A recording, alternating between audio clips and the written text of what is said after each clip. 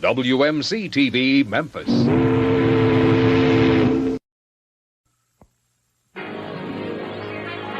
This is the NBC Television Network.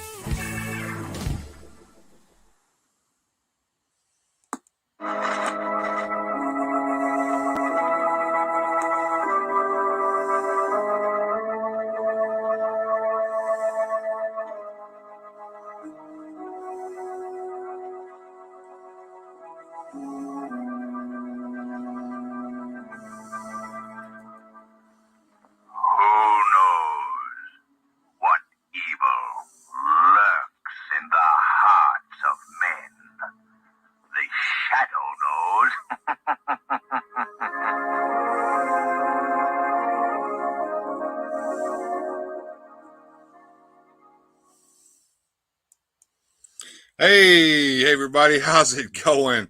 Yeah, we're going to talk about the shadow tonight. Let's see who all has showed up tonight. Bjorn is not feeling well tonight, so he's not going to be in, and so we hope he gets to feeling better. Y'all give some nice words out for Bjorn, and be good, because the Majestic Tiger is not going to be here to make y'all act right. Johnny Sorensen's in the house. Shaitan's Hammer said he'll be watching but also shopping for a Thanos figure. Well, that's great. And Gojitron is here. Good to see you. What evil lurks in the hearts of men and roosters? All right. Well, he's there. And yep, Eduardo knows. All right. And moving on down, let's see who all's here. Epic Badger, good to see you in the house there. Jesse Hughes. Johnny Sorensen, good to see you. Nolan's here. Good to see you, Nolan. OBS, good to see you there, Denise. Glad you showed up, hon. All right. We got everybody caught up, and we're going to bring Largo in. Hey, Largo, what's going on, my man? Another fun evening. Excuse me. Got a frog in my throat. Yeah, a couple other people. Screw Your Feelings is here. And our buddy there, Wilhelm Toy and Hobby, who I think has his caps lock key on. And there is Eduardo. What's happening there, Eduardo?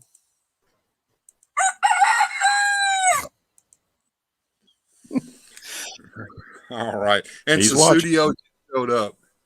Huh? What would you say there, Largo? Oh, my signal's low, so I might be going in and out. My signal's low on the internet, so I'll be around. Yeah.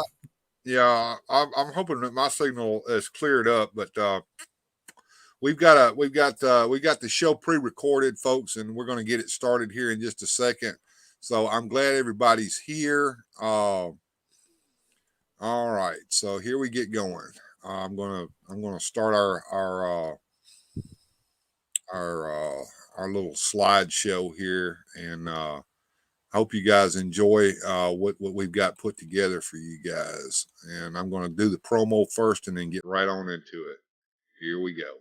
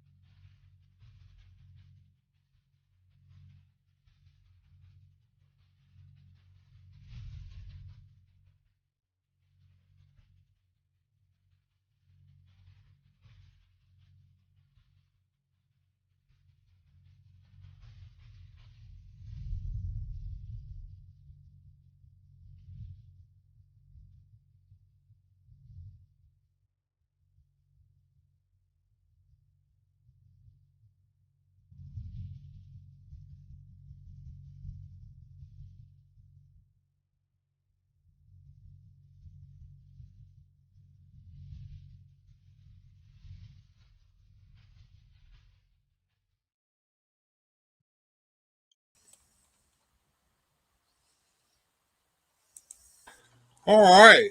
So you worked a little hard on that one there, didn't you, Largo? It was definitely a very deep and dark rabbit hole. I can imagine. So we're doing the shadow tonight, folks, and it's going to be a pretty deep dive, and it's going to be long. So there's a lot to go over here in there, Largo. Oh, yeah.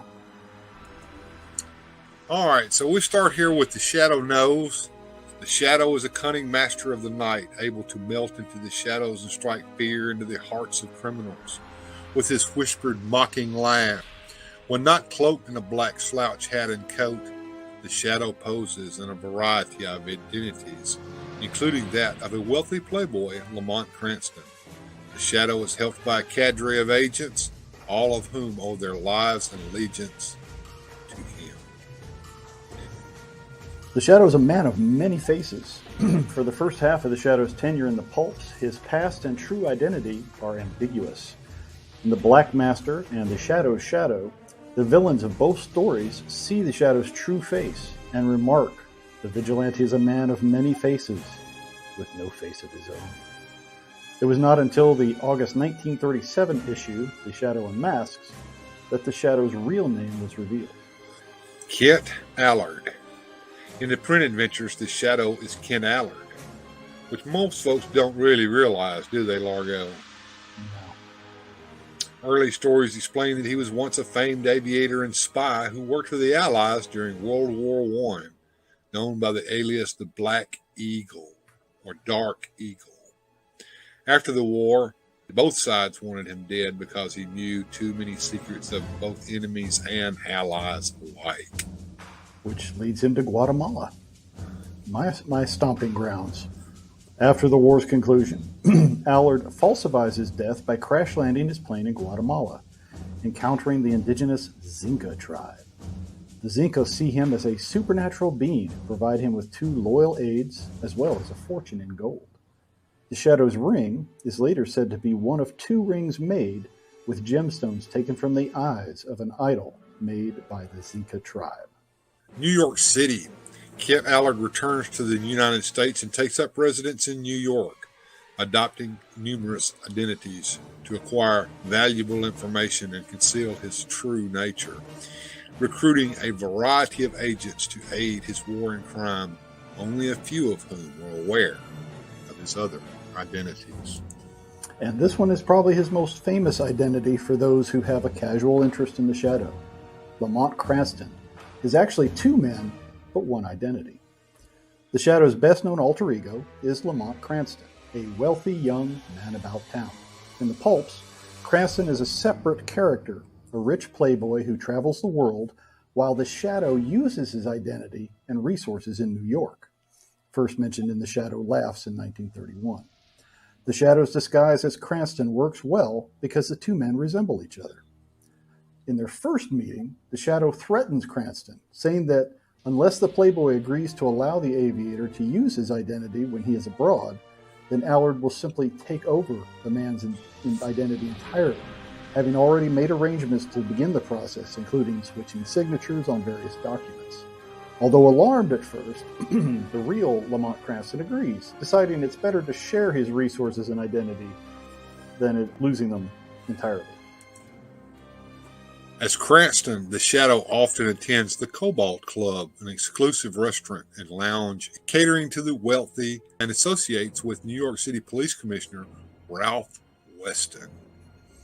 The Shadow is a master of disguise and uses several identities in his war on crime, including Fritz, an old, seemingly slow-witted, uncommunicative janitor who works at police headquarters, listening in on conversations and examining recovered evidence, and Ying Ko, the Shadow's name in Chinatown, often fighting the criminal Tong and Shiwan Khan. And Fritz sounds a whole lot like Hong Kong Phooey.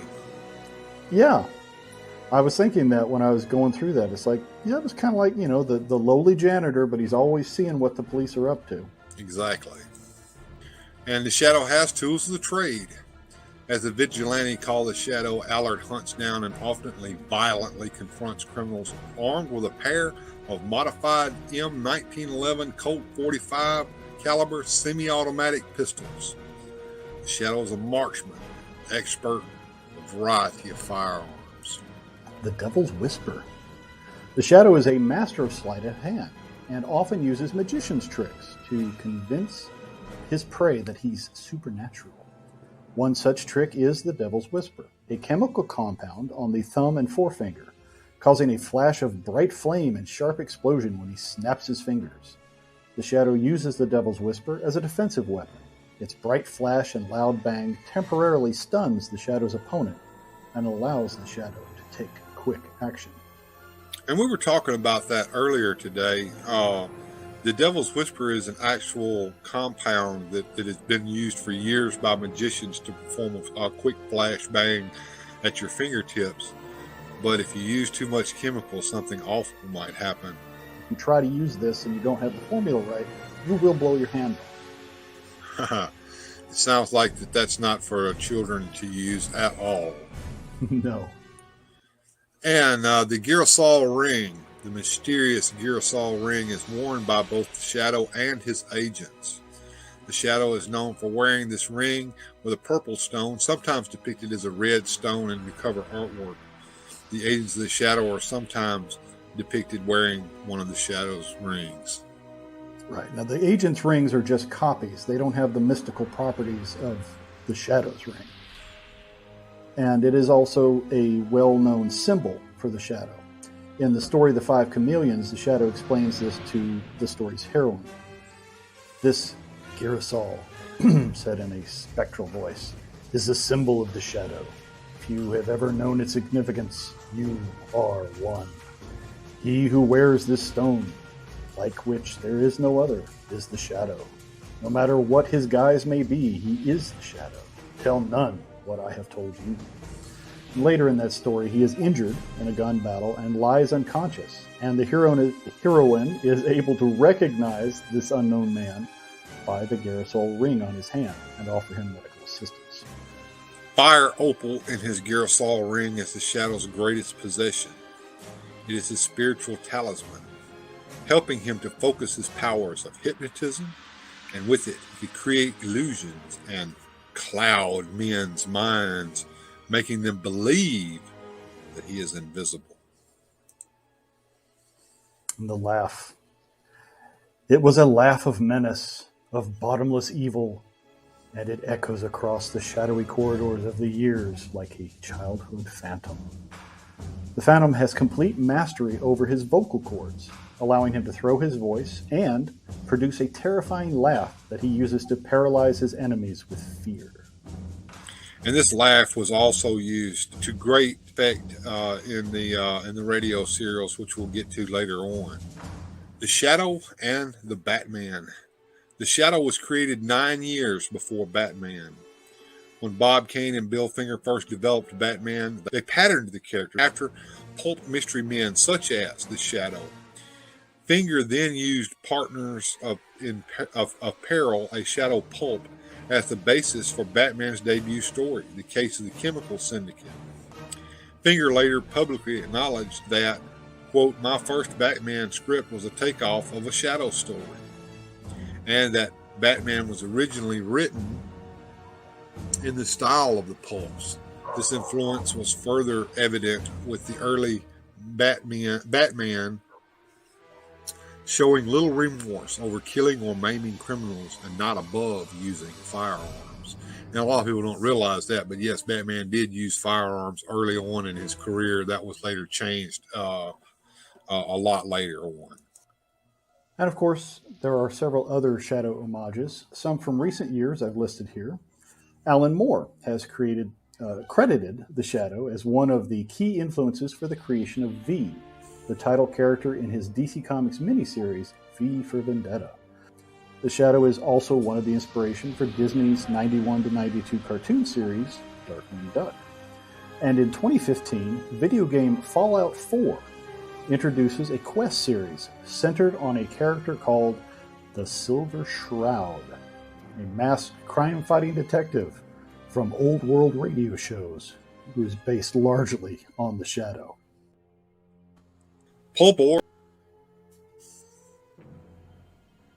Pulp Origins.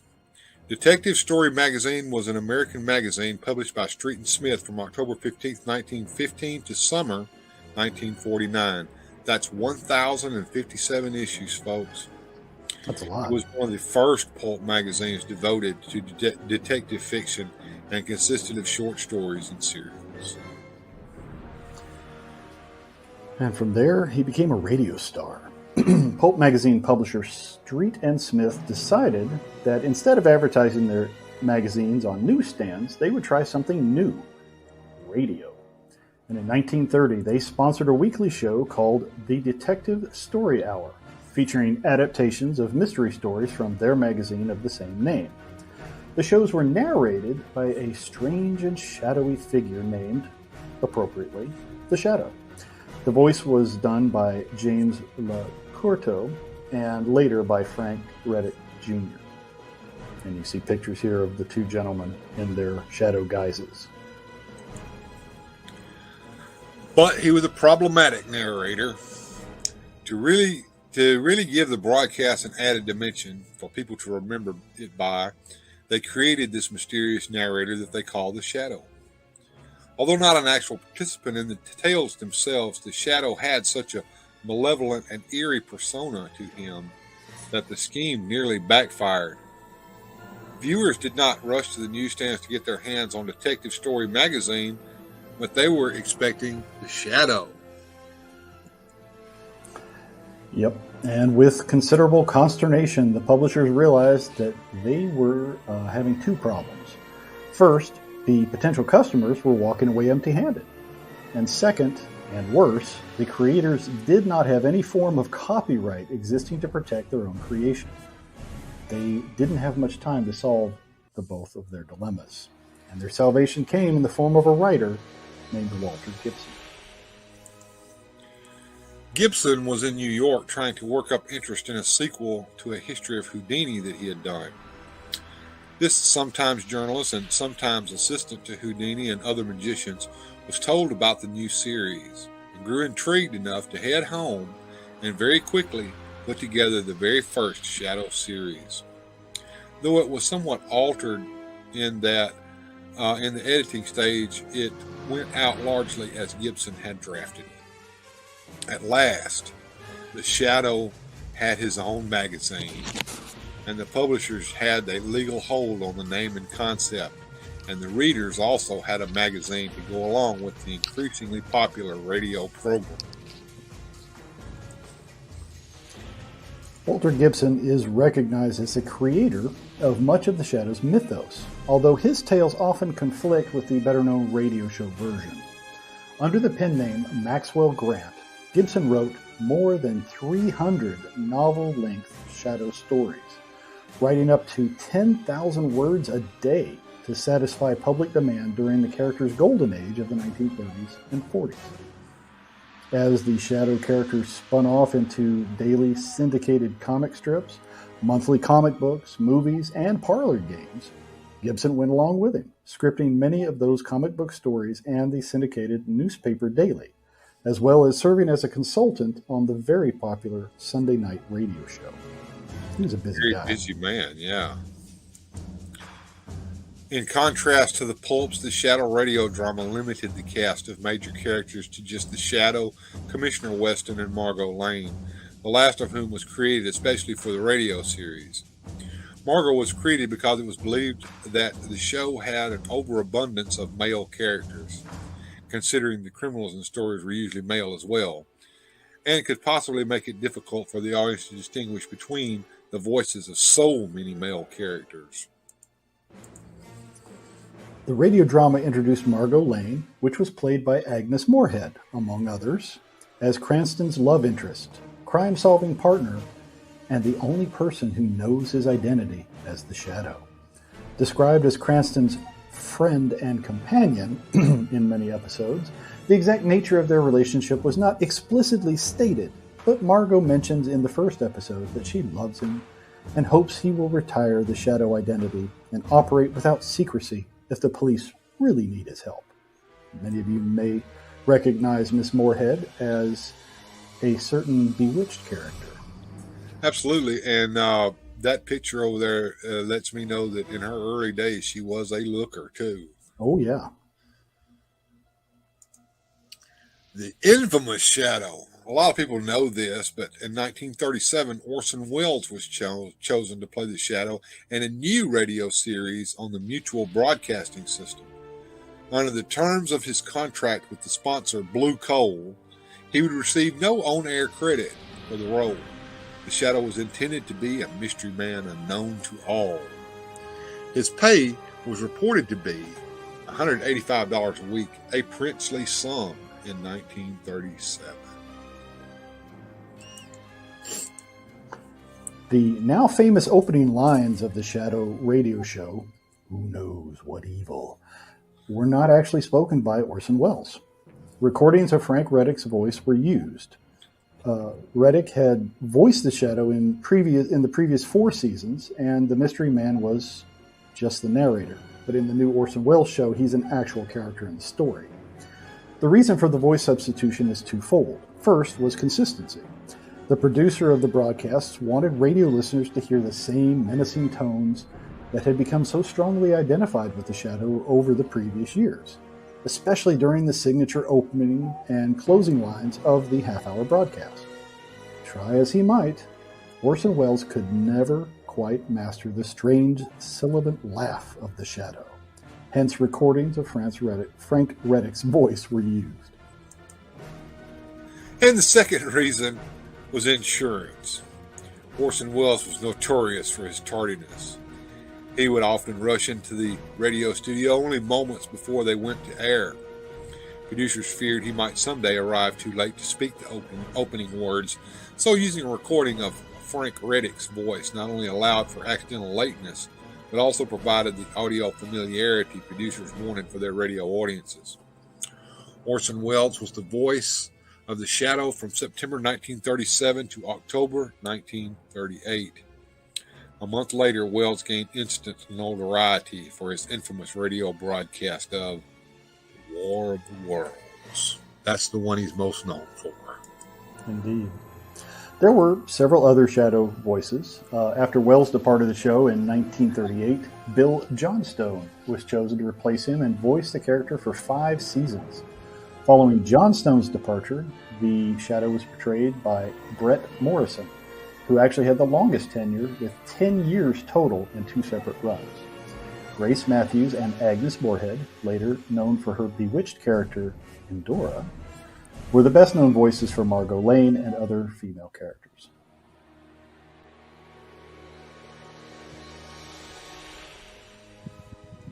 The Shadow has agents. He has a network of these agents who assist him in his war on crime, many of whom owe the Shadow a life debt. These secret agents provide intelligence, support, and transportation whenever the Shadow calls. For the majority of the Shadow's adventures, this was the main group of the Shadow's agents: Harry Vincent, Margot Lane, Lamont Cranston, Shrevey, and Burbank. The agents here are the ones that you'll see in a lot of both the radio and the comic and pulp stories. Of course, he had many others, but these are the main ones that always show up. Harry Vincent was his top agent and a man about town, and was known as the Shadow's hands. Margot was his confident and clever agent, and she was the Shadow's eyes. She could usually go into high society places and get a view for what's going on.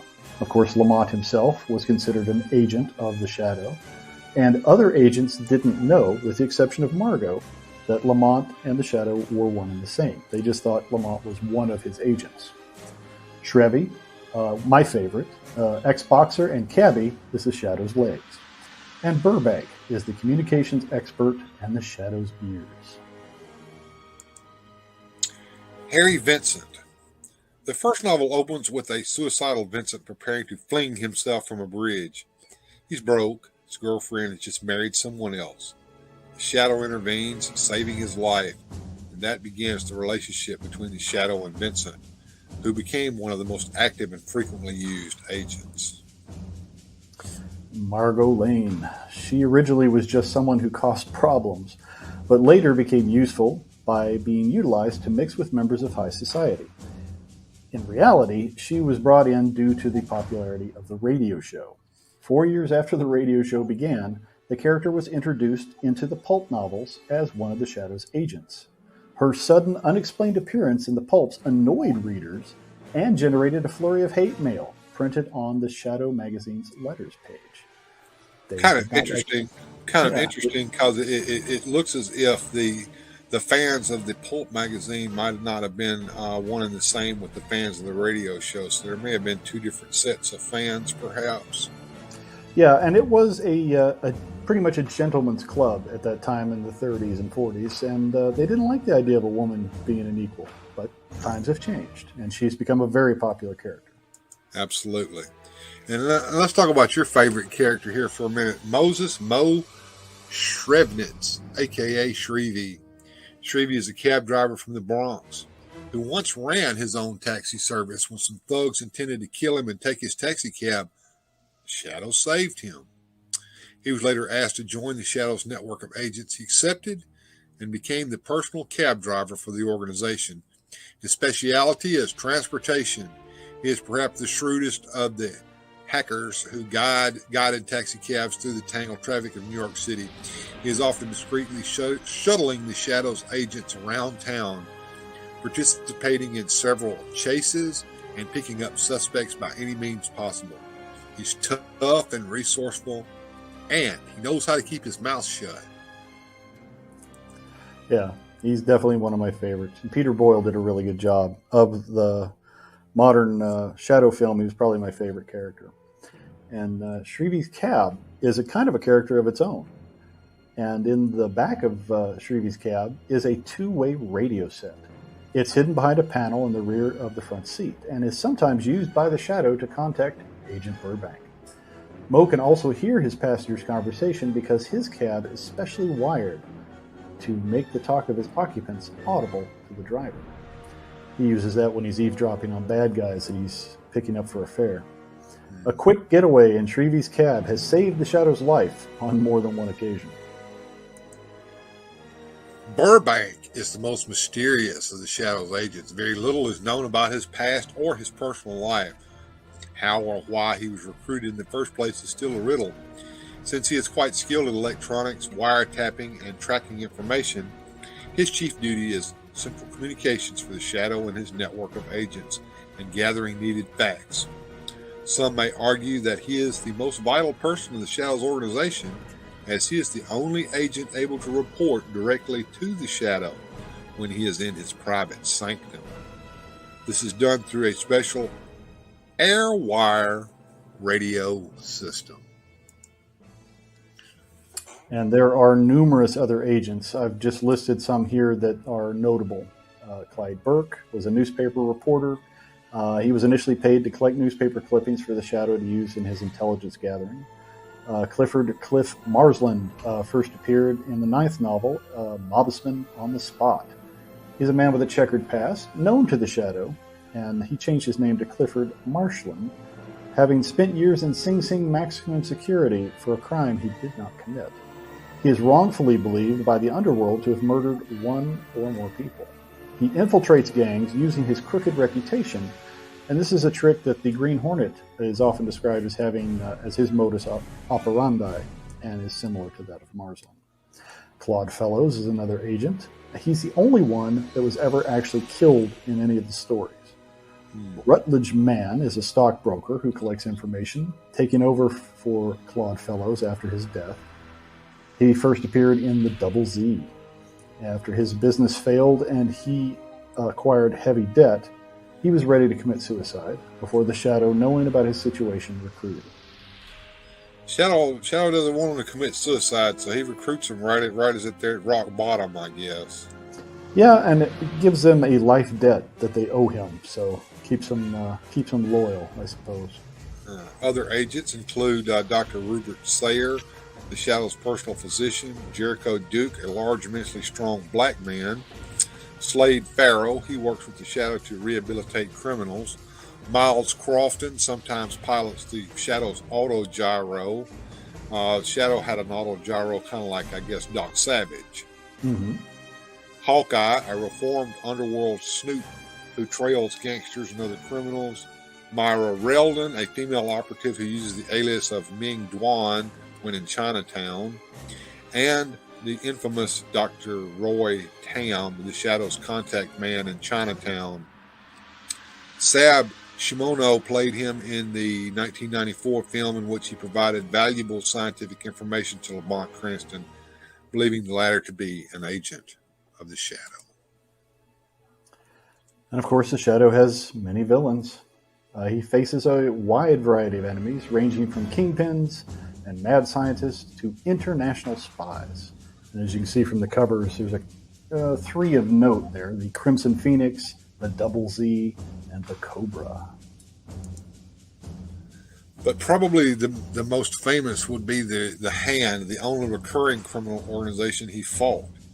The Hand were 5 crooks, 5 fingers, who worked together, then had turned to lone wolf methods. Masters of many rackets, they had separated to build up their individual organizations one by one, starting with the little finger. The Shadow finished their criminal careers. He had to break them fingers. But of course, the one that most people know is Shiwan Khan.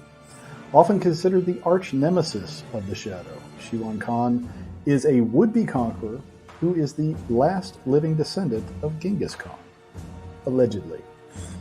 And in the 94 film, Shiwan plans to fulfill his ancestors' ambition of world domination. He proposes an alliance with the Shadow.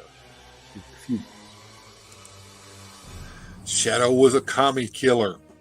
He was not only anti-communist, but also a member of the Tsarist secret order called the Seventh Star. This was over a decade before Russia was even considered a true enemy to the U.S. It is rumored that the Shadow's Girasol ring was gifted to Kent Allard from the Tsar of Russia during World War I.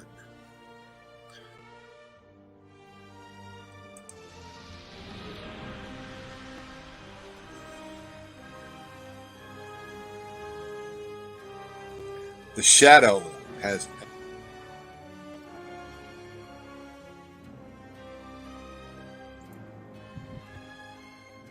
The Shadow in comics.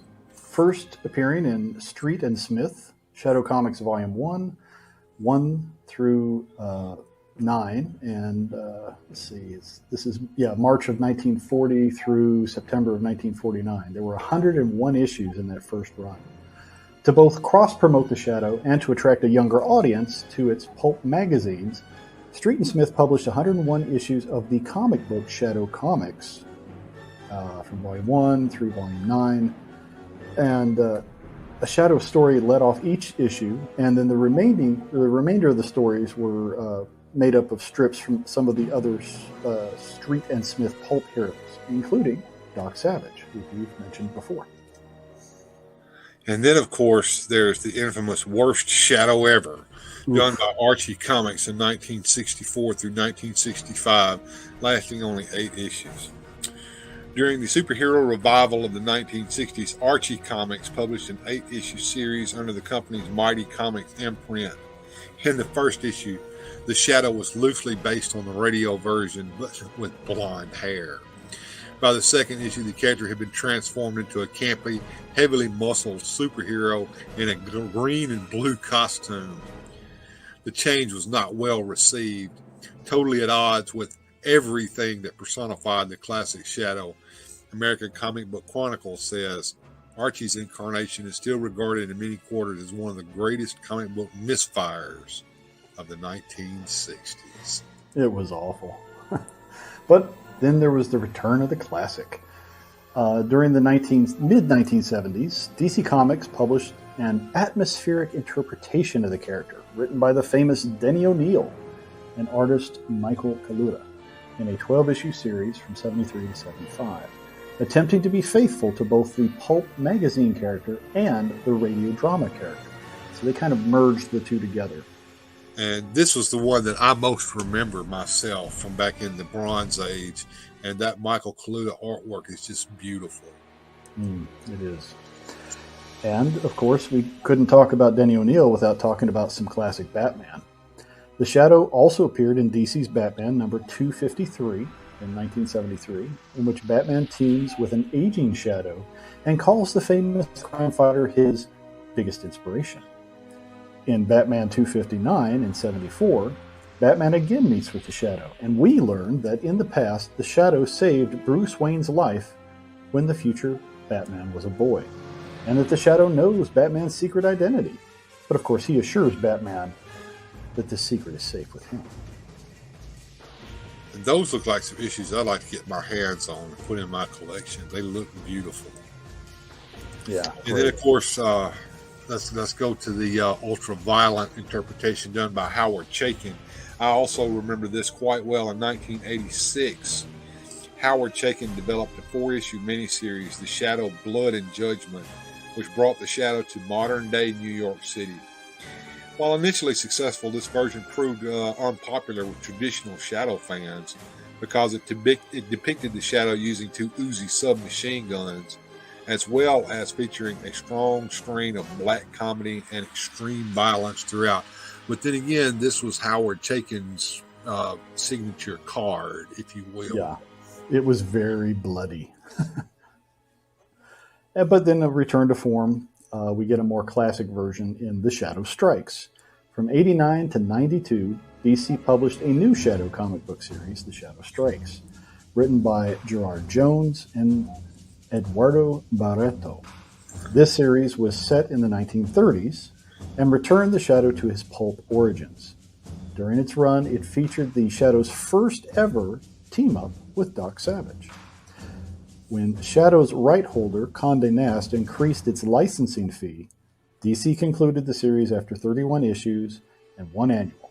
It became the longest-running Shadow comic book series since Street and Smith's original 1940 series. And I remember this series because I knew who Shadow and Doc Savage was, but I was really introduced to them and gained a true love from them through these series that was done by DC Comics back in the late and early 90s. And I have these in my collection now to this very day, and I treasure them greatly. Yeah, the DC runs were my first introduction to the Shadow as well. But that wasn't Shadow's only comic book appearances. Dark Horse did a few as well. The Shadow and the Coils of Leviathan, 1 through 4 in 1993. They also did a movie adaptation of 2 issues in 1994. Hell's Heat, 3 issues in 1995. And they also did the Shadow and Doc Savage comic in 2 issues in 1995. Yeah, the Dark Horse run wasn't the greatest. The Doc Savage and the Shadow was probably their best of the bunch. But when Dynamite Entertainment took over, they did a great job. In August of 2011, Dynamite licensed the Shadow from Condé Nast for an ongoing comic book series and several limited-run miniseries.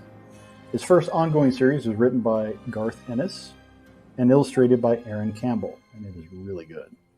It debuted on April 19th of 2012. This series ran for 26 issues, and the regular series ended in May of 2014, but a prologue issue number 0 was published in July of 2014. Dynamite followed with the release of an 8-issue miniseries, Masks, teaming the 1930s Shadow with Dynamite's other pulp hero comic book adaptations, The Spider, The Green Hornet, and Kato, and a 1930s version of Zorro, plus 4 other heroes of the pulp era from Dynamite's comics lineup. Very interesting. Very interesting. I would like to see a 1930s Zorro. That's an interesting concept. And also, I see something that is fodder for a future program, The Spider, Master of Men. Yes. I believe these are what they call legacy characters, with the exception of the Shadow, who is extremely long-lived. The Green Hornet, Kato, and the 30s version of Zorro are all descendants of the original heroes. And then in 2013, Dynamite offered a 10-issue series, the Shadow miniseries called The Shadow Year One.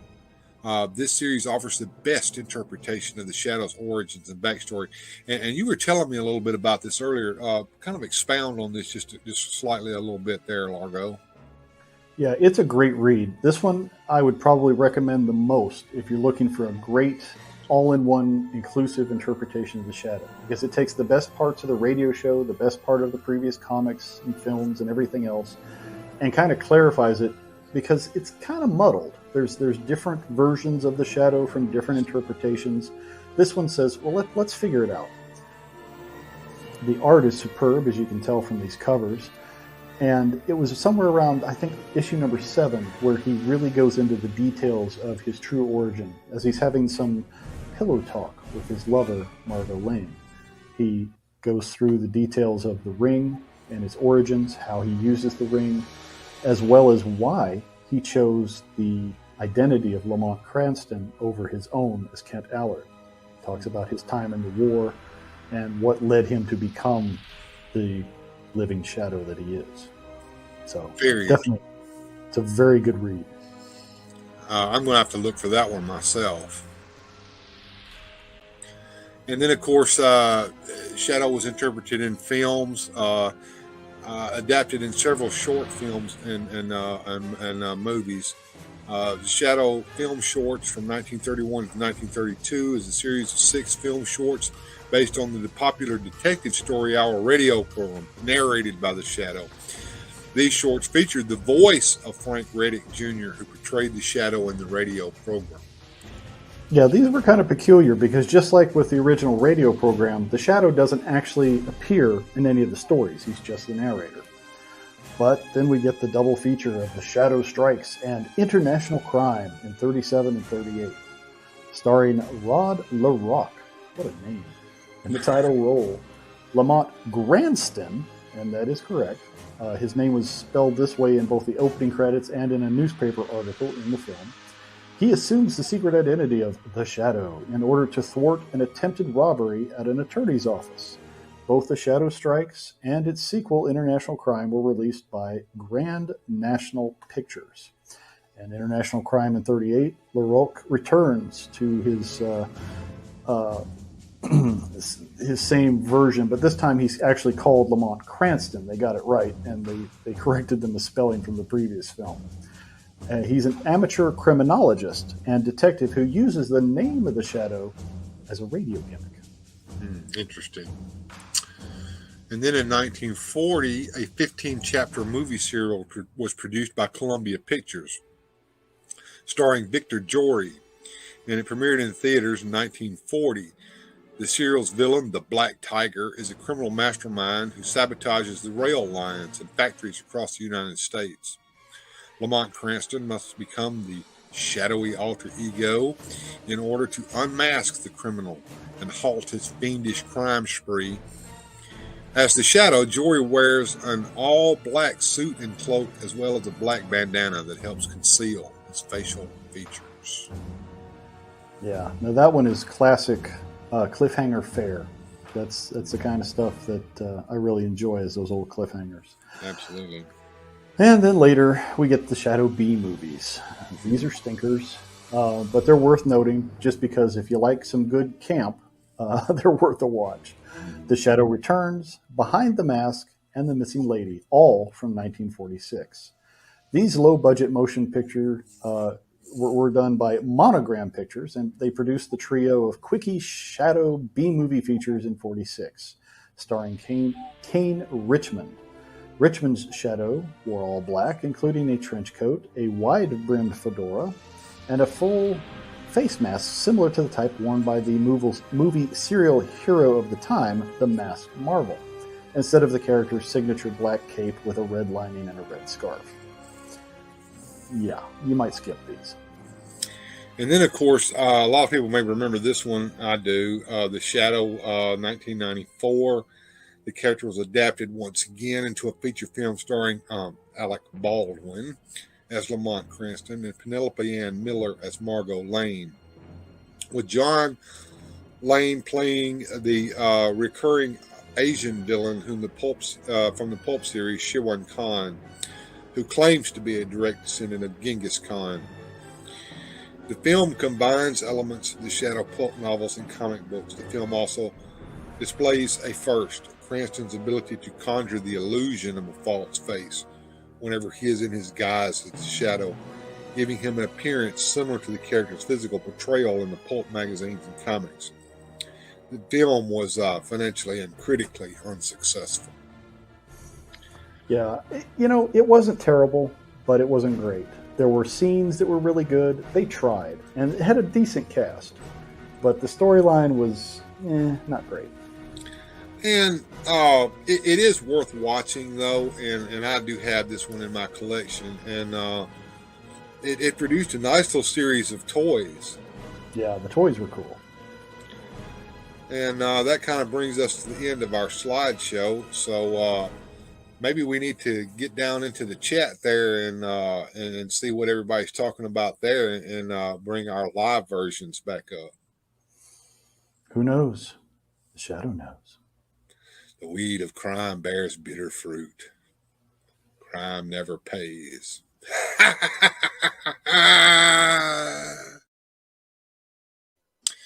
And that brings us to the end of the slideshow, and we're back in the chat.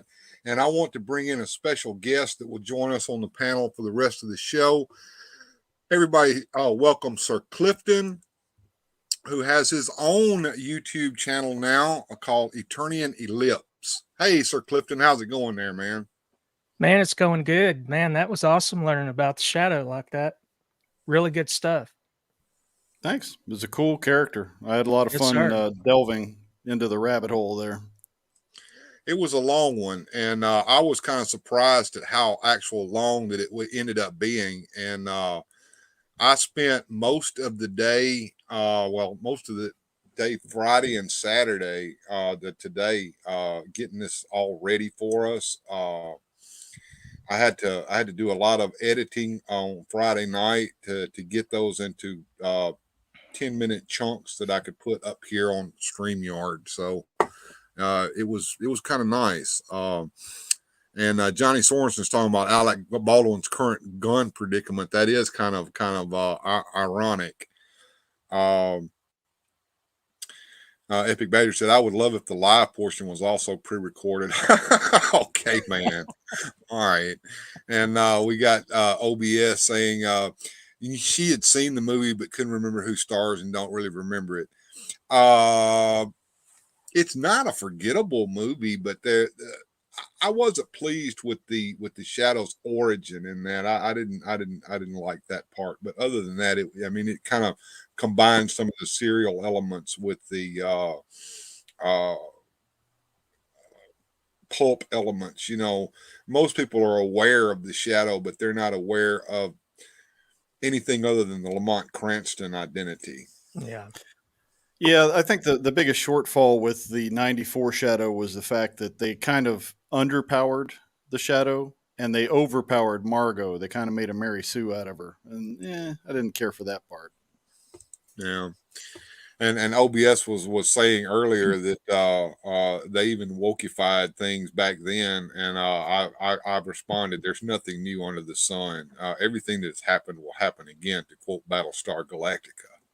Yeah, those Archie Comics guys, they had never really understood what the shadow was, and they just said, "Well, okay, let's just put something. We'll throw something against the wall and see what sticks." And that was terrible. It was, and before we did the research for this, I wasn't even aware that Archie Comics had even attempted to do something like that. I mean, what a rotten comic book company to pick to do the Shadow. I mean, I'm not saying Archie Comics was a bad comic book company. I'm just saying that was the wrong comic book company to do the Shadow. Yeah, they did a couple under Mighty Heroes that weren't terrible. They did one I think they called the Web. They did one called the Shield, which is kind of a Captain America knockoff. Yeah. They weren't terrible, but You oh know, boy. they tried to revive some of those Archie comic superhero characters there. I want to say in the late '80s, early '90s, up in that period of time. I don't know how well it went. I do remember it happening though. Yeah, it just didn't catch on. And see, Johnny saying he saw the Dick Tracy movie with his granddad in the cinema, but that character was is surely a future feature. Yeah, we got a lot on our plate, but right now we both have too many irons in the fire, and we're going to take a break from this. But next Saturday we'll have a show. We probably won't be doing a spotlight that night, but don't worry, I have a lot of crap up my sleeve. I can always show a short or something like that. Yeah, You I are got the to give magic a man. That's it. I got to give a Ric Flair woo because we've had Valifair all weekend and it's just been blowing up. If you're a fan of Valaverse Action Force, Bobby is putting out all the stops. He's doing all kinds of cool stuff, showing off the new line, and we're picking up with that momentum. And Monday we'll be doing our Steel Brigade spotlight over Ooh. on with Wilhelm from Wilhelm Toy and Hobby because we're having a lot of fun with that. But yeah, got a lot of irons in the fire, and doing these spotlights takes a lot of time to do the research. So we might pace them out a little bit more, but we'll get to some other characters here soon.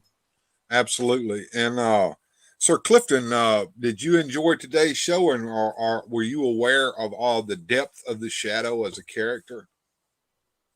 Honestly, no, I didn't, know that there was different variations. I like y'all said, pretty much that narrative version, the Lamont Cranston, that's the one that's pretty cut clear and dry right there, I mean it you knew Lamont Cranston, you knew the Shadow, but all these other variations and everything, I didn't know that it was that deep, and that's what I love about stuff like this right here is the opportunity to get to learn. Hmm. And we have a digital library out here where we don't have to go and pay all kinds of fees just to do research or whatnot. We this stuff right here is very, very, very, very valuable. And Love it brings up a good point too, there, Sir Clifton. Is a lot of these old time radio shows and a lot of the material it. is public domain or free to listen to. Some of it's up on YouTube. Some of it is up on Vox. If you want to listen to those old timey radio shows, there's a whole bunch of different places you can go and check them out, and they're fun to just put in the background while you're doing stuff. I use that a lot. It's a lot of We're fun. sleeping. Oh yeah, they're good to go to sleep too.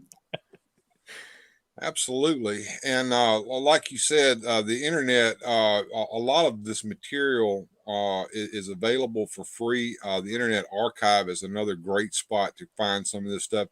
Even some of the pulp stories themselves are available for download from Gutenberg. So Mhm. just look out there, folks. You don't have to spend the money to get this stuff. You can put it on your phone or your tablet or your home computer and read it in your spare time.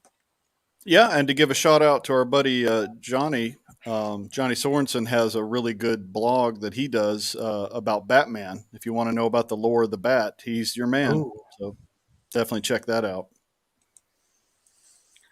Uh, To address Will there, he's looking at that wonderful pair of shades that you're wearing there, Sir Clifton. I I want to say that is one of Sir Clifton's signature items that he wears on his live streams. And if you see his icon and avatar, it which I believe was done by our very own Adam from Radical Toys. Yes. You can see him wearing that. So tell us a little bit about your collection and your foray into YouTubing there, Sir Clifton. Now, wait, you got to start with those Buck Rogers futuristic shades you're wearing first, and then go into the rest of them. Okay. Okay. Well, for those that may not know, these are the Oakley over the tops or OTTs, and I did spotlight these on my first episode, which was the namesake, where I talked about Eternian and the Ellipse, and this was part of the Ellipse, Oakley. And these were introduced back in 2000 in the Olympics. Otto Bolden was the Olympian who come out. He walked out with literally the same style that I'm wearing right now. He had the fire iridium orange lenses, the full metal jacket frame.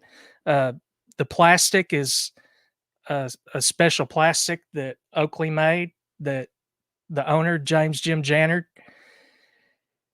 he deemed it and put a patent on it called O-Matter. And what it is it's got nylon properties, and they also put thermonuclear properties into this fabric, lightweight. And you can take it off, and if it gets hot, you can, it'll stretch, but then when it cools back, it'll go back to its normal form. The whole idea was to be disruptive, and Oakley has been disruptive since 1975 when he first started. And I kind of hit on that. And so the material kind of has a memory. It'll stay to the shape. Yep. Okay, that's cool. Yep. The whole idea was to have something that would be comfortable when you're being active, you're running, riding a bike, riding a motorcycle. Even when you're out there in a boat, sea-doo, you look down or whatever into the water. Well, automatically you just got your casualty right there. You just lost your glasses. I've lost more than one pair going fishing. These right here would keep you from doing that. Yep. And that's kind of what these are. They made a few different lens options, but there's only one other frame option. This one here's the full metal jacket, which is a metal oxidized coating that they created. And the other one is a matte black, which if you were to take this coating off, that's exactly how this would look. Well, it works better if you're streamlined like you are. If you got a big old head of hair, I don't know how well that would work. Yeah, no, it's still comfortable. I'm one of these when I'm out in the public. There'll be a kid or another adult or somebody, and they'll be like, wow, can't believe what I'm looking at. I'll offer it to them and let them try it on. I mean, you don't ever see it again. I mean, they don't produce these anymore. And it's just one of them. When you see it, it's one of them chance of a lifetime type deals. It is definitely unique. About how many Oakleys do you have in your collection now? Have you lost count? No, I have 102. Whew, that's a bunch. Yeah, sure. And then counting all the promotional pictures on my wall, numerous 3D printed from a member in the Oakley community that I'm a member of on oakleyforum.com. That guy created a lot of stuff for me that he didn't even have he had to try to figure out and get dimensions and everything to create it. It was a first time opportunity for him, excuse me, to create bob heads and a few other things. Pretty Well, cool we're stuff. always, yeah, we're always looking to see what people collect, and yours is one of the more unique collections we've come across, and that's kind of cool. Like I was saying earlier, before the show, most of my plastic just collects dust. I mean, yours are at least practical. You can always grab a pair when you go out in the sun. They serve a purpose. Um, I've got some in here that are not wear pairs, and here once in a while I'll take them out and do a little cleaning, kind of get them freshened up. But Kind of like outside all of that, those sneaker heads that buy all those sneakers and never wear them. You just yeah, go with the other end. You're right. doing the headwear. That's cool. And the other thing I do is, of course, uh, Masters of the Universe. When I was a kid, I my parents literally made sure that I pretty much had what I wanted, even if I didn't ask for it. And I had all the play sets except for Eternia for Masters of the Universe. Thundercats, I had the Lair, I had Mumra's Tune, and had all of them. The Thunder Tank, Turtles, I had the Technodrome. I didn't have the Sewer Lair, but I had all the other action figures, with that. GI Joe, the biggest place at GI Joe I had was the space shuttle, Oh, Mm. and wow. I really really loved it. It was awesome, and all this stuff I had some cousins that they weren't fortunate enough to really have anything, and I I told my mom and my dad the next time they come, I was gonna get everything, have it boxed up, ready, and give to them, and that's what I did. And That's cool. if I could go back, I would say don't do that, but you know, and my parents are like that too. They're like, dude, and the Transformers. I had the G1 Transformers, and Wow. man, No yeah, good deed goes unpunished, my uh, friend. yeah. Well, you can look back on that and think of the good thing that you did, though. Yeah, Well, yeah, and definitely. that's something that I try to bring to my channel too, that I want everybody to, really understand is when you watch my show, it's heartfelt because I have a big heart, and I'd do anything for anybody, and I just want to provide something different, kind of like how everybody else is. I'm not getting on there doing news or anything like that.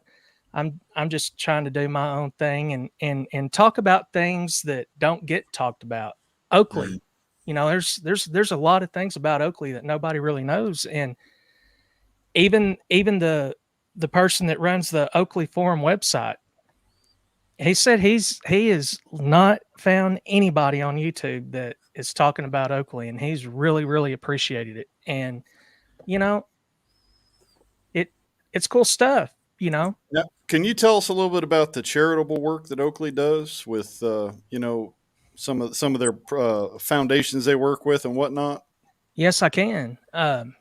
Number one, off right off the bat, which they're not a part of anymore, and it's because who's right here on the poster. That's Lance Armstrong, um, which he's one of the big, huge reasons why I got in it, for what he stood for and what he backed. Uh, very, very good person.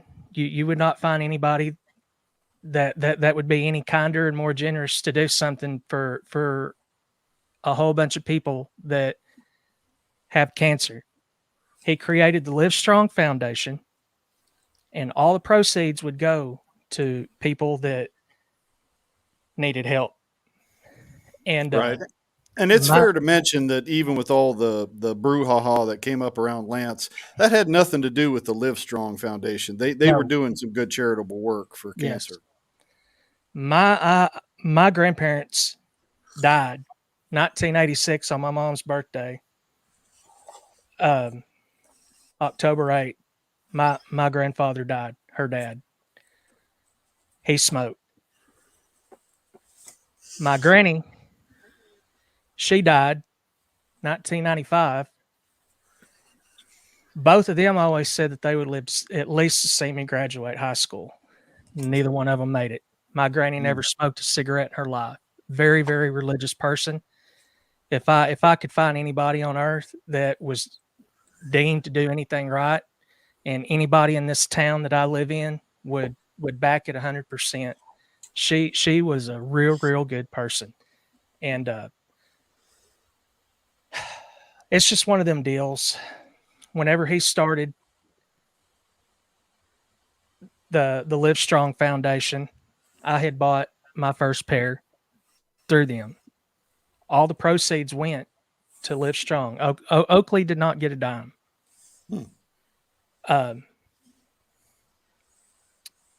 Later on, as years kind of go, I kind of found Oakley being kind of therapeutic for me because I love my grandparents more than anything in the world. And it just makes me feel a little bit closer to him, knowing for what he stood for, what he backed, knowing that Oakley was brave enough to merge and not take a dime, to let it all go toward that foundation. Now That's they're doing huge. stuff for what, first responders also? Is that still a current project that Oakley Yes, does? yes. Infinite hero. Okay. If you're a first responder, a wounded warrior, veteran, you get an infinite hero when you go buy a pair in Oakley or Sunglass Hut. If they have a pair, sometimes they usually don't. It's pretty hard when you see one in there, but sometimes they do. I was in a Bass Pro Shop in Oklahoma City uh, last fall, and they had a pair, and I started to buy it because it's one that I've wanted. It's almost exactly like my Live Strong, except it's in the Infinite Hero color theme, Mhm. and all the proceeds go toward Infinite Hero. If any of you people out there that's watching, if y'all are NHR NHRA drag racing fans, Fast Jack Beckman was a racer for Funny Car, and his Funny Car was all themed for Oakley Infinite Hero. Very cool. Now on Eternian Ellipse, we'll hear some more about this kind of stuff Oh on yeah, your show. Cool. oh yeah. Man, there's so much to dive into Oakley. You know, it's crazy. So it's like I can make it into different segments, kind of like you can Masters or anything else you look at. You know. Now I got to get me a pair of Oakleys for my He-Man. That'd be cool. Right. There's a customizer out there somewhere who's going to make it. If I had it available, I would show you what it would kind of look like. Oh, I've really? You got one. already had that? Yes, sir. The He-Man that nobody really liked when Revelations started in the Masterverse series, everybody didn't like that head, you know. And I'm going to tell you right now, you put a pair of sunglasses on that guy, he doesn't look half that bad. Looks like a California surfer. Yeah. Right. Sounds pretty cool. So, right now, do you have an extensive toy collection, or are you just getting started collecting toys? Tell us a little bit about that. Ooh, guys, I started watching Mega J Retro a year and a half ago, and then it went into some other tubers, and I had last this not this Christmas, but the last Christmas, my mom and my dad bought me Origins He-Man and Skeletor. just out of the blue. I never asked for these things. Hmm. And there's a big long story into that. I had some real bad problems, and they were trying to bring me back. I wasn't in a very good place at all, and Toys can be therapeutic, even if it's yeah. just catching those nostalgia vibes or reminding you of better days. That's why a lot of us collect. Well, then my wife, which at the time was my fiance, That's kind of how it works usually. she got me the same thing. So now I had got two of each, so I could have one uncarded and one carded. Nice. Well, from there, that right there is what did it. That started the demon. I literally went and bought all the vintage that I had. Now you went back and got the actual vintage, or you got the Yeah, vintage versions in Origins. You went no, back and I got the went old back school and got stuff. vintage. Yeah, Oh wow, I've got a gray skull. I've got a Snake Mountain, and me personally, I know they're coming out with that new one, but to me, if it ain't got the microphone, get out of here. Get got out to of have here. that wolf's head. Yeah, Yeah, it is cool. you got to talk like Skeletor, man. That's it. But then I started getting into Origins, and then I got to finding out about these classics. And I thought, golly, I didn't know anything. And then I started looking at all the prices, and oh man, it blew my mind. I'm like, dude, I really, really missed out. So that's where Masterverse come in for me. I thought that's going to be the most affordable option for me. I did get a few classics, but then I'm into Superpowers, the Todd McFarlane line. I'm in that. And I've also got some Flash Gordon characters, Cool. and really, really, really excited. I'm really going to get about anything that I can think of. That is cool looking. I'm Yeah, going to get it. if it brings you joy and your wife doesn't yell at you for cluttering up the house, you're good to go. Oh man, yeah, yeah. I can't clutter up the place. Now, what you got to do, the trick is to find something that she likes to collect, and then she can't talk bad about your collection because you can always point at her collection. guys, guys out there, get your woman a pair of Oakleys, and it'll smooth everything over. Trust me, There you I go. know. She's got her own collection. Oh, Got to man. be an Oakley enabler. Get them Right? started. Absolutely. It sounds like the toy collecting bug is bit you. Yeah, you could say that. I do have the Eternia pre-ordered. I did do that. Nice. Did you? That's the one Grail piece that I wished I had, and I never had. And $500, shoot, I'm on it. I'm game. I ain't gonna go out there and pay thousands of dollars. That's ridiculous, dude. Yep.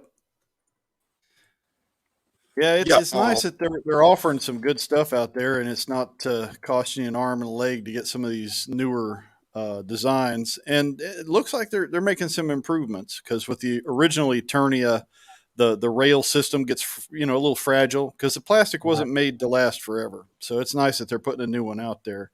I just don't have the shelf space for something that big. I got too much other stuff going on, but I like it. Oh yeah, I do too. It's real neat. Yeah, I'm like you. I just went with the Masterverse because I like the articulation and the style. And when they started doing more of the classic character designs, Yes. that's more where I live. So New I've got Eternia is where it's at.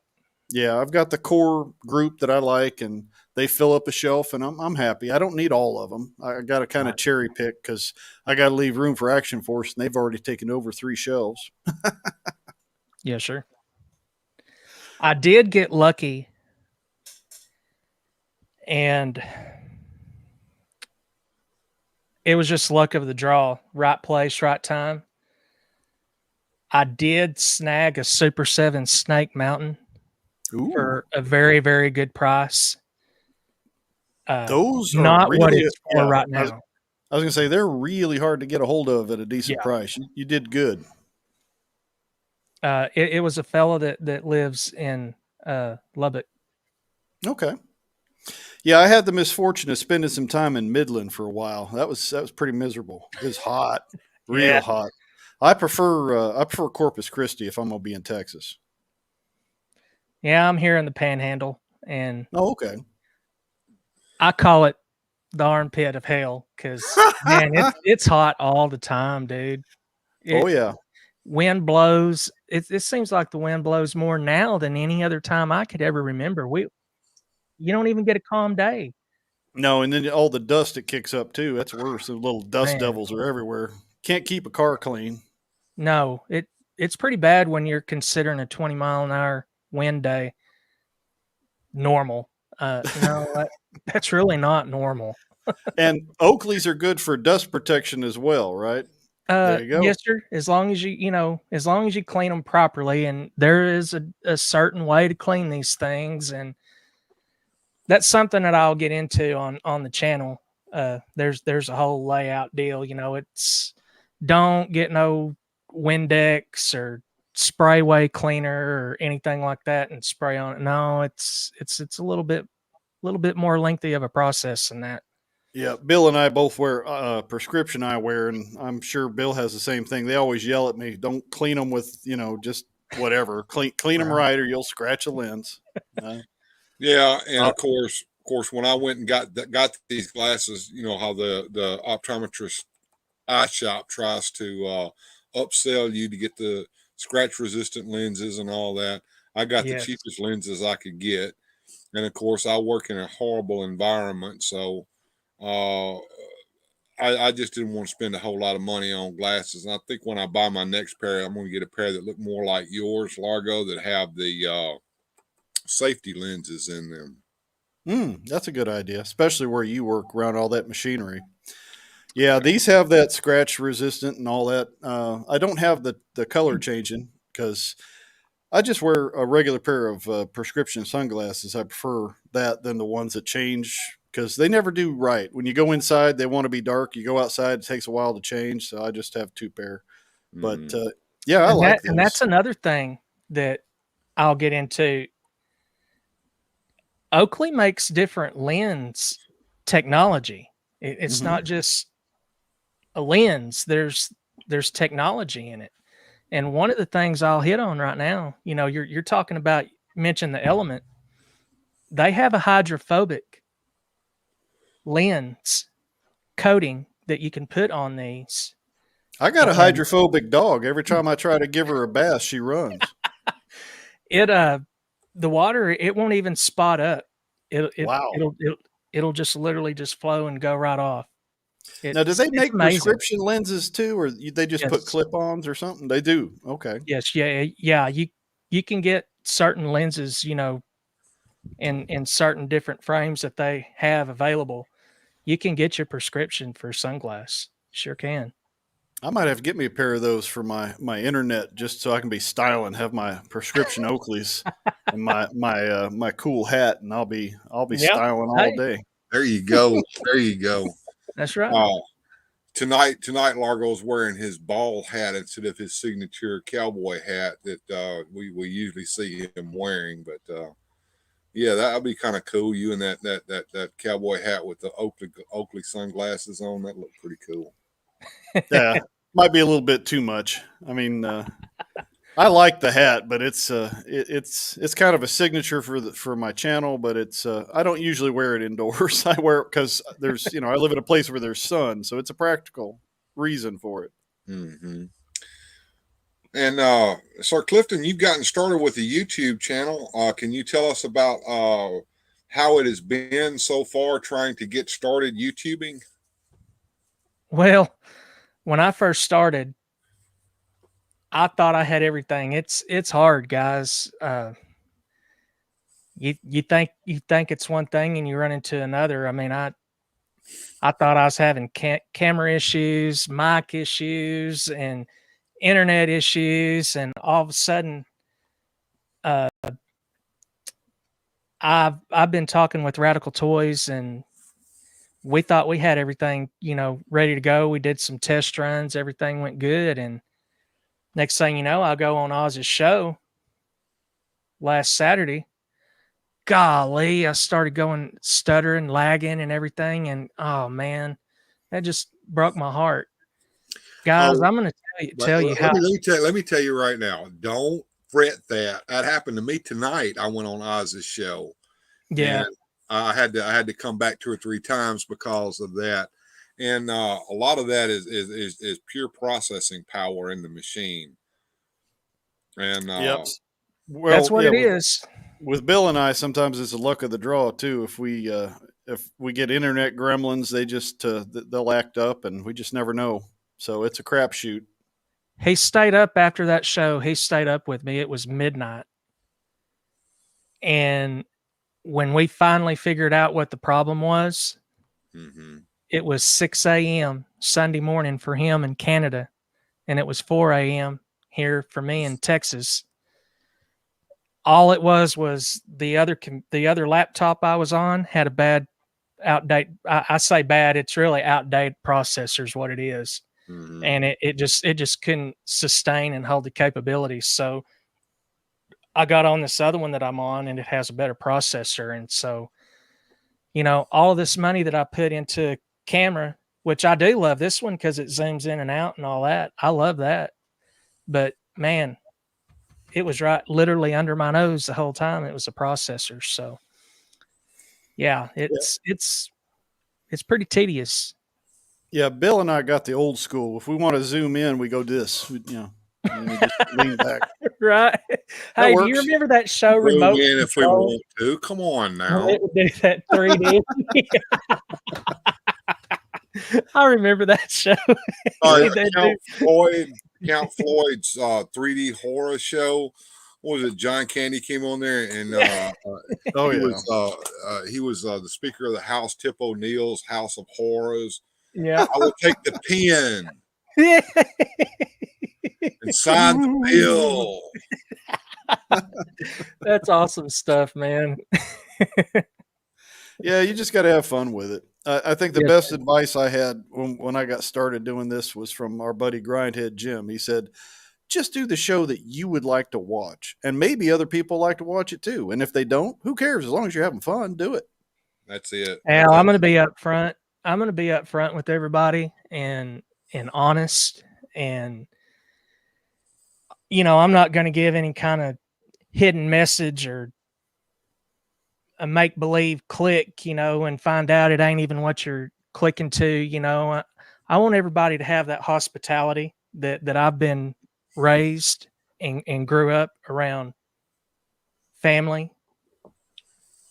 I'm just trying to bring something wholesome to the community, and just something that's genuinely real. And Not everybody me. just say, hey, I want to be as notorious as possible. We don't use Russian bots. We use Guatemalan bots. We're investing in invading the old fashioned way, Guatemalan manpower. No, we like to have fun. We don't want to cause any ruckus other than, no, it's all about finding a good community. And we do have a really good community, we especially do. It's awesome. around, yeah, people try to help each other out. And, we do bust each other's chops now and then, but it's all in good fun. Speaking of helping somebody out, I really have not wanted to say anything, but I will go ahead and say this. If not sometime next week, Bill, Yes. it'll be the next week. You're going to have something in the mail. Oh my word! All right, yeah, all right. Well, if you want to, I'm taking the Grindhead Jim's advice. He told me if somebody wants to give you something, accept it and say thank you. So thank you. No, you're welcome, man. You're welcome. It was just something that I really wanted to do. I didn't have to do it. I wanted to do it, and it was something that you said on your show, and just thought I'd help out. Is it sea monkeys? Because he always needs more sea monkeys. No, I don't eat any more sea monkeys. My wife told me I No. so Here's the Jennifer wife. Poe, I think that's somebody that you know comes in here and says that what's yours is hers. So there you Yeah. go, folks. Yeah, that's the Well, wife. that's the way it works. She's got your number. That's okay. Right? Yep. Uh, but yeah, talking about our little section of the toy community, we try to help one another and we try to keep drama to a minimum. So that's what we're about. We want to help each other's channels, promote each other's channels. Uh, I don't know if you guys noticed it, but earlier one of my wrenches, Rolando Flores, was in here putting everybody's links out there in the chat so that folks could get their material and subscribe to it either on Instagram or here on YouTube. And Rolando's the man. He's got like a Rolodex of everybody's info. He just pops it right in there. I can't even absolutely, remember and what I how had for he lunch how he yesterday. how he moves between all of these different shows is beyond me. Dude, you're even talking about Rolando. I'm gonna add two more, dude. You Mm-hmm. want to talk about the trifecta. Nolan and Giraffe. Them two Yeah. are beasts. They're in every show and every chat. Dude, it's phenomenal. They're awesome. Yeah, Awesome. The whole I community's get to awesome. see. I call him Graf. Yeah, he shows up on Grindhead Jim's show all the time. He's a cool cat. I like him absolutely. Ray And Black is another one.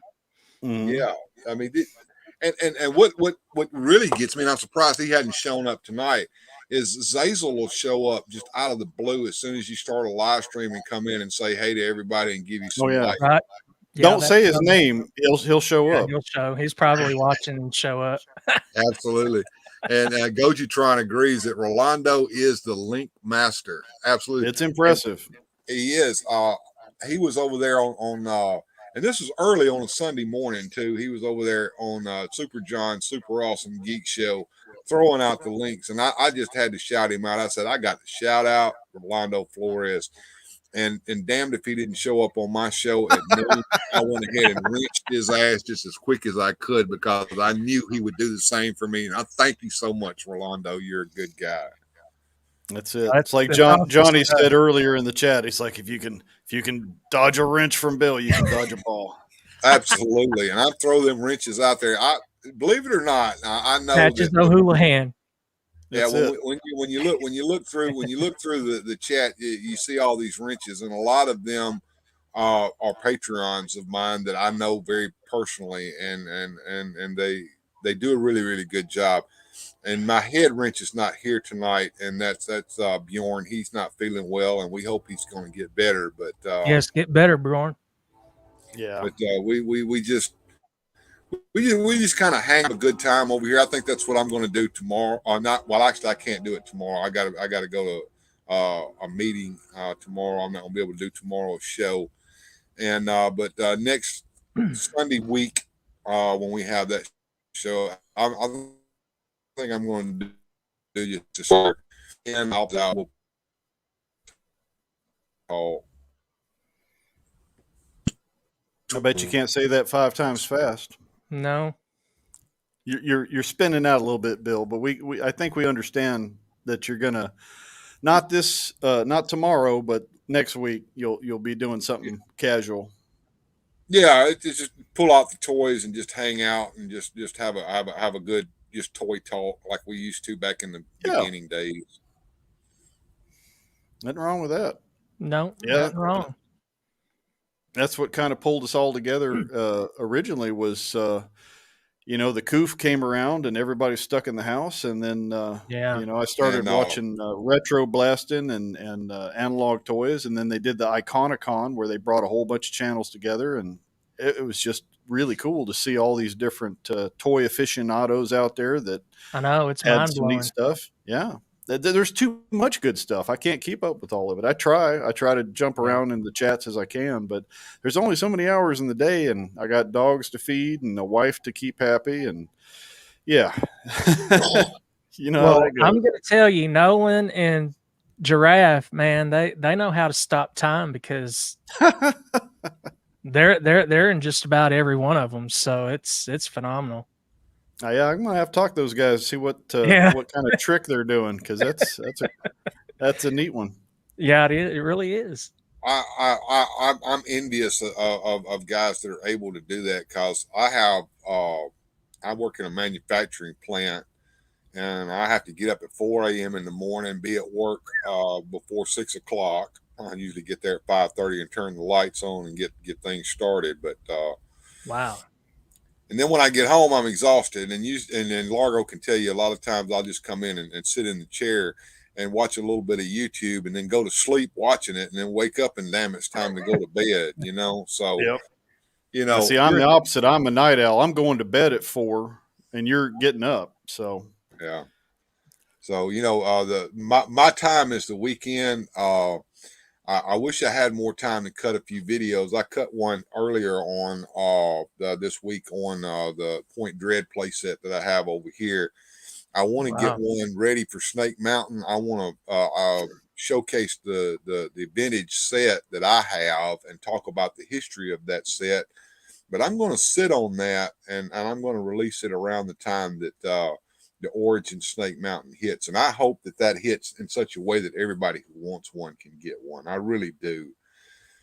And I'm kind of worried about the future of the line, but we'll see how it goes. Well, just me knowing what I deal with, and I know there's people out there that I already know all that other stuff that's going on in the community, what started all this stuff and who did it and all that. The only thing I'm going to say is when it's something that literally affects you. I have 4 cities around my town. You can look on the map, look at Childress, Texas, right there. I can go to either Amarillo, I can go to Lubbock, Wichita Falls, or Dallas. All are 3 hours away from my home, give or take. And here in my area, they wipe Motu out off the face of the area here. You're not going to go in any other retail stores in my area and go in and buy even CGI Netflix. It's gone. Yeah. they're just sold out. Yep. Uh, Well, they took the planograms down in my Walmarts. I haven't been to Target yet, but yeah, I have a feeling it's the same thing. the the toy manager of the departments, I know them. I know the managers of the stores, and in Walmart, I know the district manager for the district. And it's pretty amazing when they tell you that here it's not coming back. And also, if you're going into where you can buy it and you're saying that you're not getting the new stuff, well, if this old stuff doesn't get out, they're probably not going to be hanging on any either. They're going to go to the model that I'm already faced with. Mm. And so basically it's online is what the model's going to is Yeah. that's what I think it's going to go to online. Yeah, Period. and I know that there are a lot of hopeful people, and I don't want to rain on their parade. But yeah, Motu in retail is gone. Once a planogram is taken down, it doesn't go back up. Now, No. I'm kind of hopeful that they may put some of those temporary end caps in with some of the figures, maybe in Walmart or Target, but they've lost their space on the shelf. It's gone, and it doesn't come back. No. And once retail wipes their hands of a line like this, that line usually goes away for a number of years before a brand manager can bring it back, and it's usually a hard fight to bring it back, because you have to wait until the memory is gone of the line failing. Me personally, I like the days that you could walk in the store and get any and everything you wanted. Yeah. I love the times that my mom and my dad spent and then even for myself. But knowing what they did, that's special when you go there and you're waiting for that store to open and you're in a line and you're going to go in there and try to get that toy for that toy hunt for your child. That was amazing because I know because I'm the one that got it. Yeah. I But think when Toys R Us went away, we lost that. yeah, It just that's hasn't been the same. no. And I live in the middle of nowhere, so I have to use online, shops. And what I try to do as much as possible is I stay away from the big box stuff. I shop with Hella Dope Toys, Nerdrotic, or not Nerdrotic, Nerdzoic. Nerdrotic's a whole different thing. Yeah. But I like to find some of the smaller shops that are doing quality work, and they package stuff well, and they keep their prices good. And I'm a big Valorverse fan, and they do an excellent job. Whether if you order directly from them or one of their affiliates, I've never had a problem with any of my orders with them, and they do good customer service. So I had a that's problem here recently, and this is why I kind of tend to lean more on the traditional mhm. because I had a movie Masterverse Skeletor pre-ordered at Big Bad Toy Store, Mhm. and I got the notification, oh, it's on the way. Well, I never got it. Mm. Never got it. I went 3 weeks, didn't get it. So I contacted them. They went ahead and let me put a refund push through, and I went to a Target, and I was able to pick one up. Well, that's So good when you there you can. go. You Now, know, was it a porch pirate problem or something else, or you don't know? no, they somehow it got mixed up with the DHL Oh, wow. that they send that DHL Smart Post or Mhm. Yeah, however I've it's had trouble labeled with on that there. before. It was through them and they couldn't figure it out. So it just got lost. That I is had And peculiar. I had that happen with an Amazon delivery. They use DHL Smart Post, and yeah, the package went all the way to Memphis, which is where it should have gone to me from. It even came down to the Batesville store, where the Batesville store actually puts it in the post, and then it comes over to me. Well, it went to Batesville, and then suddenly it disappeared, and then it Hmm. showed up in Maryland, and then it wow. went to Lexington, Kentucky, Good and grief. then it disappeared again, and I never heard from it for about a month. By then, I'd already gotten a replacement from Amazon, and then it finally showed up 3 months later. So I don't know what it is that DHL has a little problem. Yeah, it's not great. And that's why I was saying, traditionally I did that right there and I didn't get what I wanted, but drove over to a Target and guess what? I was able to get it. And I think that held a whole lot more merit than buying it online. I'd rather drive to go get it. Is Well, pay for shipping and I, wait I and like maybe not I even like get it. I like going into a toy store and seeing a variety of toys and being able to go through and pick what I Yeah. want. And those days are gone. They're Yeah. they're they're they're gone. Like Largo said, with the demise here in the United States of Toys R Us, we lost one of the biggest toy retailers that there was. They Yeah. they had the ability to order enough so that a toy company could put a SKU out there just in Toys R Us, and still have enough left over to supply smaller stores that wanted them or other big box stores. And with the demise of that ability, uh, much of our toys are just not there anymore, and the ability to go and see the entire toy line on a full planogram is gone. I Mm. bet you guys remember this right here too. Boy, this is classic 80s.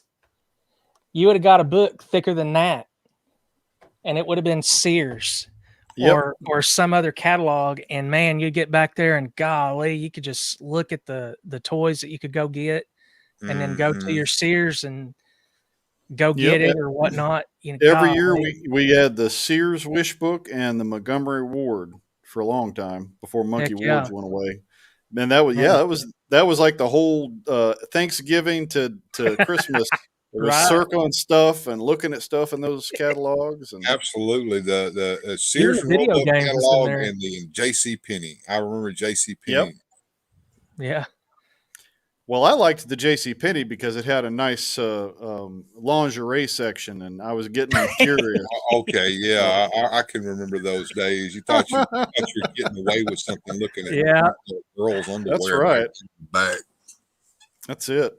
It was an education. yes, sir. Absolutely. Absolutely. And it has been an educational night tonight. I can tell you what, we've learned a lot of things. We had a chance to learn all about the shadow.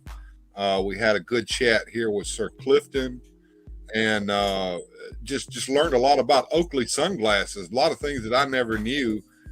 And absolutely, folks, we enjoyed tonight. We enjoyed having you guys in the chat with us, and I hope you guys just have a good journey. Yeah. Good journey.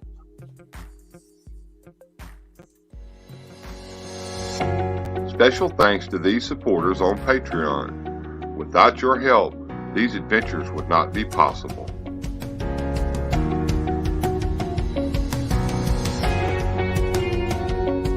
Thanks for watching.